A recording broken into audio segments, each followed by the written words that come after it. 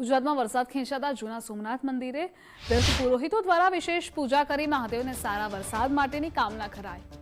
જૂના સોમનાથ મંદિરે તીર્થ પુરોહિત સોમપુરા બ્રાહ્મણ સમાજ દ્વારા વિશેષ પૂજાનું આયોજન કરાયું। આ વર્ષે ગુજરાતમાં વરસાદ ખેંચાયો છે, જેને લઈ સોમનાથ મહાદેવને વિશેષ પૂજા કરી પ્રાર્થના કરવામાં આવી। સોમનાથ સાનિધ્ય આવેલ ત્રિવેણી નદીમાંથી જળ, લીલા વાંસ અને શ્રીફળ જેવી વસ્તુઓથી મહાદેવને અભિષેક કરી વિશેષ પૂજા કરાઈ। આ પૂજા અર્ચનામાં 40થી વધુ ભૂદેવો જોડાયા। પૂજા પૂર્ણ થતા વરુણદેવે અમી છાંટણા વરસાવી મહાદેવને અભિષેક કર્યો હોય તેવા દ્રશ્યો સર્જાયા। આ ઉપરાંત નેપાળમાં પૂરના કારણે જે લોકોએ જીવ ગુમાવ્યો છે તેમના આત્મશાંતિ અર્થે પણ પ્રાર્થના કરાઈ।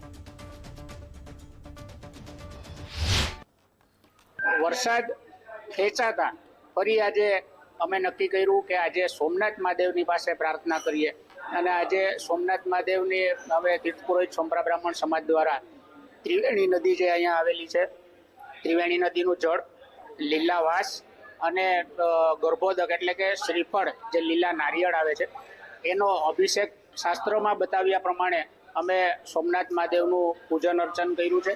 અને જ્યારે પૂજા ચાલુ હતી ત્યારે જ વરુણદેવ છે એ અહીંયા અભિષેક કર્યો છે। આ ગુજરાત ઉપર જે વરસાદનું સંકટ છે એ ભગવાન સોમનાથ દાદાને અમે તીર્થ પુરોહિત સોમપુરા બ્રાહ્મણ સમાજ દ્વારા આજે પ્રાર્થના કરી છે કે ગુજરાતની અંદર ઘણા સમયથી વરસાદ ખેંચાઈ ગયો છે, એ સારી રીતે વૃષ્ટિ થાય, સારો વરસાદ થાય, ભગવાન સોમનાથ દાદાને એવી પ્રાર્થના કરી છે।